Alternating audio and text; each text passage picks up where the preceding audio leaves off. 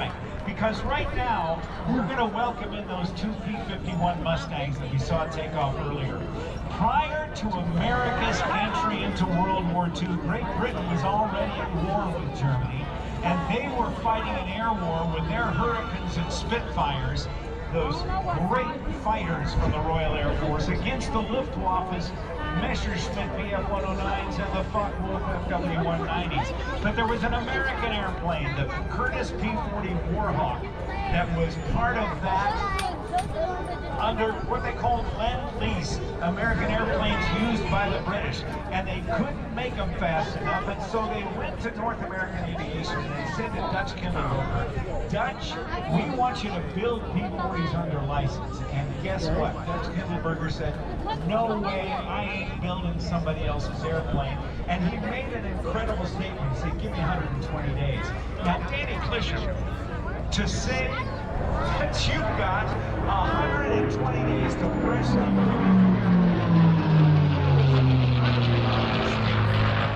But they did it, and this was the result.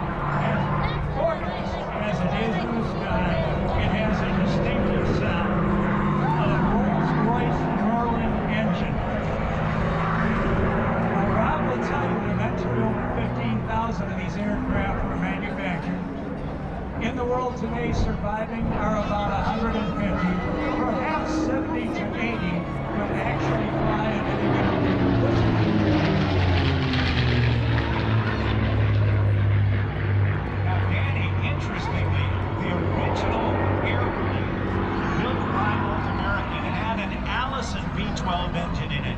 It was okay, but it was not good enough to operate at the high altitudes to fight off those Luftwaffe fighters over Great Britain. And so it was the Brits who got creative. They did. They took the engine from their Spitfire fighters and they adapted it to this airplane. Now it had a feature that our Allison American-built engine did not have. It allowed Rob and you great spectators to get into the dogfight arena. It gave it another 10,000 feet or more of dogfight altitude and another 100 knots of airspeed.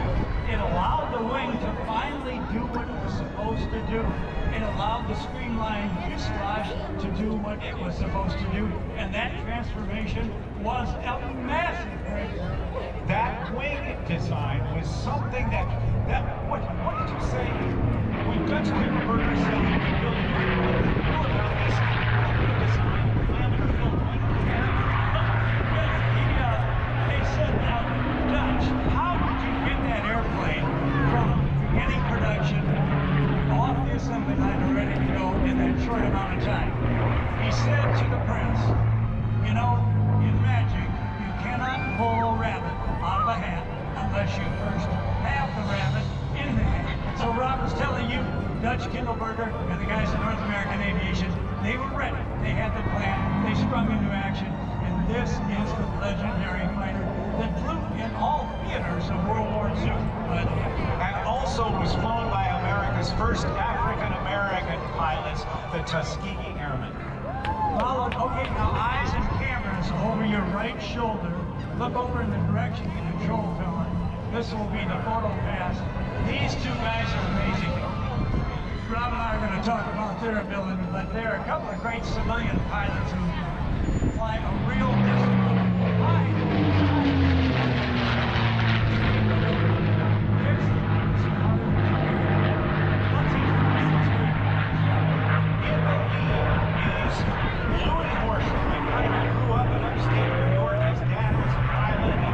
started flying in a Cessna 182 when he was a kid and got his license. And he now flies a number of different warbirds, including Mad Max, the one he's flying there and that's flying now. And also he's involved with the United States Navy's Legacy Flight Program, flying an FG-1D Corsair. I think that was the lady that got pissed off at you when I wouldn't let her over. I think so. Rubber company in Akron, Ohio. They weren't all built by chance. But she's gone now. Is a guy who commutes. She's gone now. But the commute's a little bit. But I think that was her. She looked at me and then just kept going. He commutes from By the way, he was a Swiss national aerobatic champion. He too has an extensive history. He flies, and in addition, he leads a team of Pilatus aircraft very similar to the T-6 Texan IIs. Okay, watch to your left and listen. Eyes and cameras.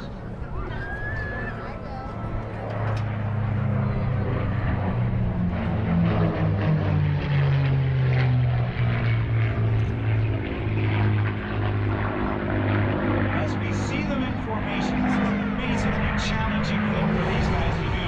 But the motors we were listening to, those Rolls-Royce motors, when the Brits put it on this Mustang, they were building one-offs. They didn't know how to build it up, and they needed way more. And it was an American company that stepped up to the plate. And we were always reminded throughout the course of the years, Rob Ryder, from General Chuck Yeager, that's an American engine. That Rolls-Royce engine was built by the Packard Motor Car Company in Detroit, America. Darn right. We took our lesson well. And they built about 56,000 of those motors. They didn't expect them to last all that long, so they just built them like crazy. That is America. That was the arsenal of democracy. Everybody pitched in. Now, these aircraft, we talked to you about the production run. After the war, you could buy one of these for several $100s. And Rob, I surveyed the Warbird sales community around the world, and they're going now for about 2 to 2.5 million, depending on the restoration, the spares, and whatnot. So again, it is the Rolls-Royce Merlin engine sound. By the way, the name Merlin is not folklore from the UK. It is a pigeon hawk. That's what a Merlin is. Watch and listen. Great formation.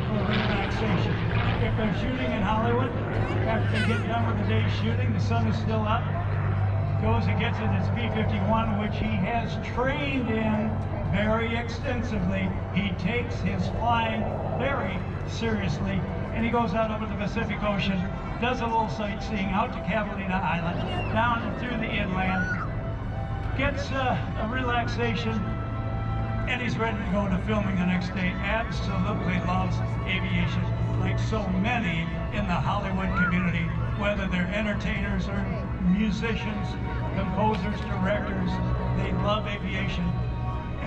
Okay, now I'm going to start. Michael Dorff. Michael, who played Worf in Star Trek. He flies a jet warbird. Yes. And who else? Name some of the others. Oh, Get out there. Kurt Russell flies. Kenny G flies. Travolta. It goes on and on. You see all their faces at a gathering we have every year. But they will not talk about Hollywood. They will not talk about movies. All they want to talk about is aviation. Oh, we missed Harrison Ford, among others, yeah. Morgan Freeman, big-time pilot. All those guys are living legends of aviation, and I will just, I'm going to toot your horn for you, Danny, because you were also named one of those living legends of aviation by the Kitty Hawk Air Academy. Congratulations. Thank you so much. The Mustang. It makes everybody watch this. This is a miracle. But it's done in trail formation. And as they do this, they are painting the inside of the barrel, maintaining G's all the way around. And then it looks kind of like a, well, this actually is trail formation blue. But this is the kind of work that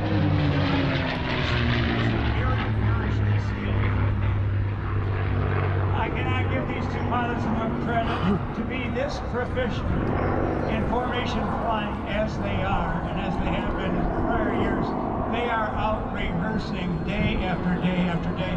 By the way, Rob, on takeoff, you're burning about 160 gallons an hour. of fuel. That's about $8 a gallon. However, back in cruise, you're only burning 50 gallons an hour. Yeah, so now it gets pretty reasonable. It's interesting. There's another interesting thing, Danny, about these motors. The Packard built motors. Packard didn't build everything. There were other subcontractors, and some of them actually had valve cover casings, and some of the engine blocks were made by another company that everybody here will recognize, and we'll say together, Maytag. Maytag built planes. They were the Maytag Mustangs, they nicknamed it. You could close your eyes and understand and hear that that was a Rolls-Royce Merlin engine because of that smooth sound. The aircraft is a liquid-cooled engine. It has a radiator like a car or truck. And as they pass by you, look at the belly of the aircraft. Oh, yeah. And check out that protrusion on the belly between the two wings where they join the fuselage. You'll see that's the radiator. Now, that is a drag item. But here's what they did. Rob's going to tell you what they did to negate that drag of the big radiator for the coolant and the oil. Rob. They actually initially had some airflow problems, but they worked that.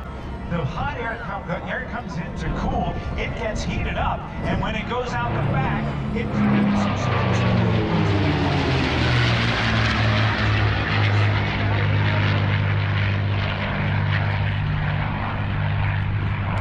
When we see this type of freedom here at Cherry Point, I can only say what Sean Tucker used to say every show. God bless America. God bless the freedom of the skies we have. God bless our Marines, all the people in uniform. And when these civilians fly warbird aircraft, Top Gun aircraft of World War II, you know why they do it? They fly in honor of the men and women who built the airplanes. They fly in honor of the men and women who maintained the aircraft, and they fly in honor of the men and women who flew the aircraft either in or to combat. That's the theme of the Warbirds of America, the Commemorative Air Force, the Yankee Air Force, Canadian Warplane Heritage, and many other organizations. They do it out of love for our veterans. They do it so that we can keep history alive. They do it so that we can see what Top Gun was like in World War II. 405,000 Americans lost their lives in World War II. 16 million served in our military in World War II. And yet, even those who stayed home sacrificed, participated, because our way of life was threatened. And it was their sacrifice, their work, their commitment, their honor that has given us our freedom today. All right, as the airplanes come in for landing, you'll see that they have a tail wheel environment.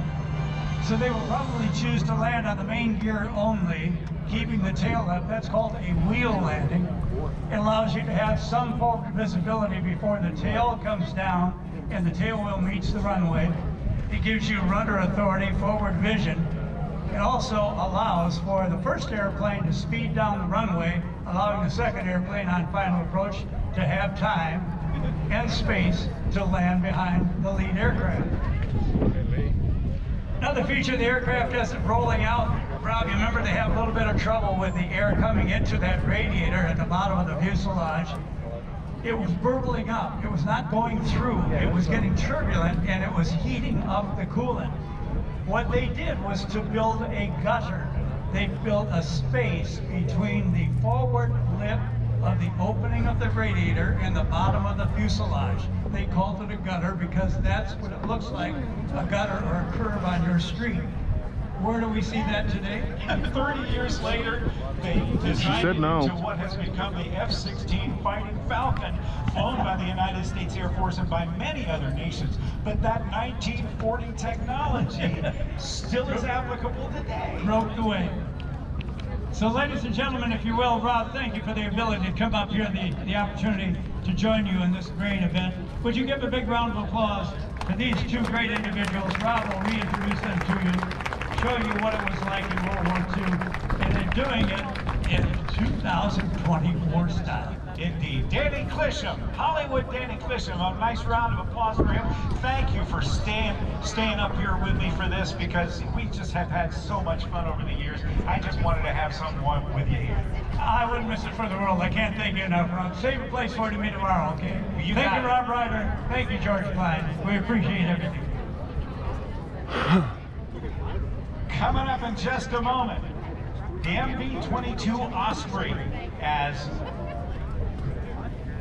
Louis Horschel and Ariel Ludi bring their P-51 Mustangs back to the performer pit. From that concept XV-15 to the MV-22, also flown by other services as well, the Osprey can maneuver and land vertically like a helicopter and then get up and go. Without getting into the weeds too much, a helicopter is limited in the kind of forward speed that it can maintain or achieve because of something called retreating blade stall. But if you could make the thing work the way Bell made it work with a tilt rotor concept, you don't have to worry about it. As the MV-22 approaches from the right in front of us is Tom Larkin in the world's smallest jet. You'll see it come by and we'll be seeing him perform shortly.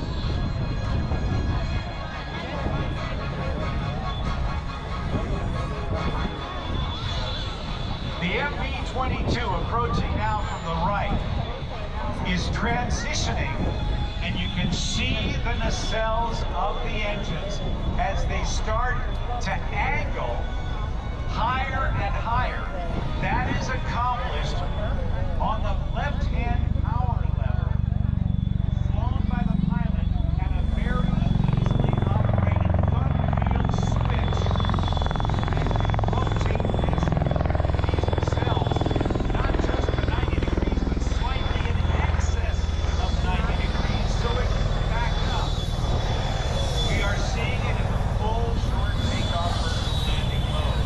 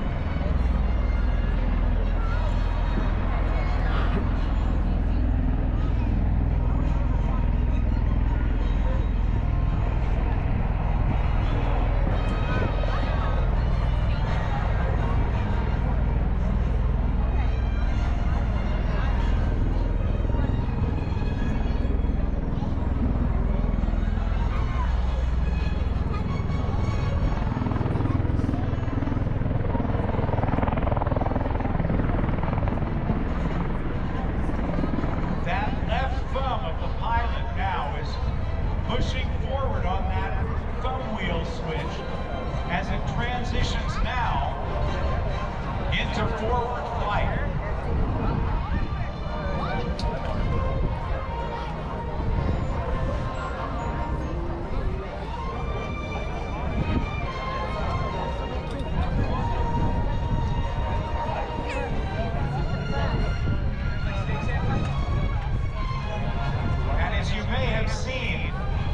They were able to demonstrate how it can remain in a perfect hover and lower the nose to improve forward visibility for the flight crew.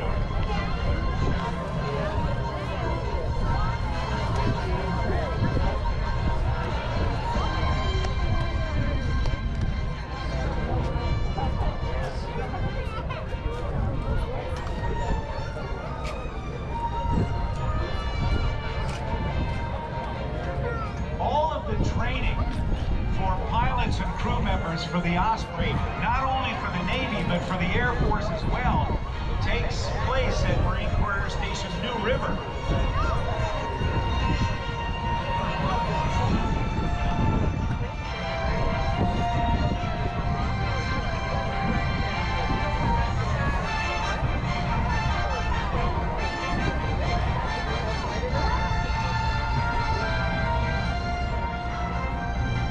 It is an incredibly complex machine,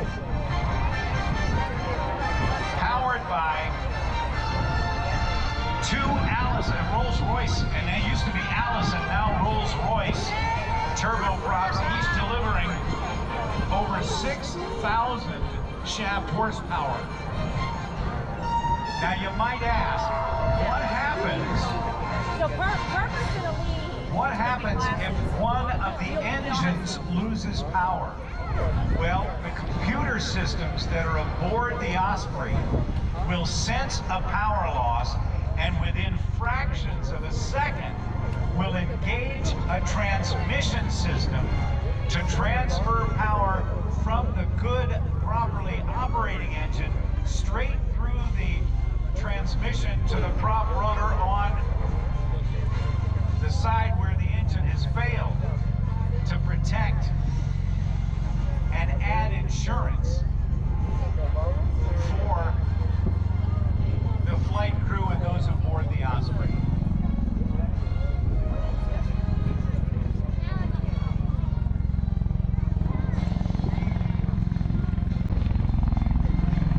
Setting up for its landing.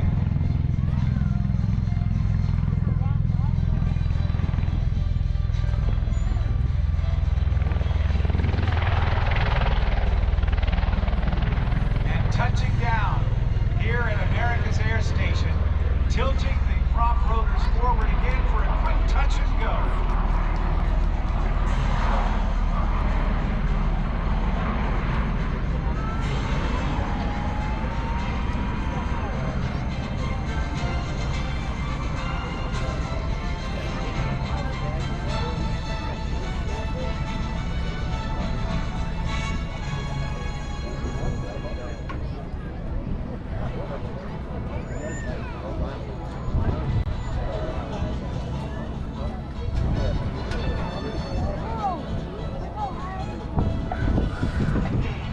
Completes the demonstration of the MV-22 Osprey. How about a nice round of applause for your United States Marine Corps?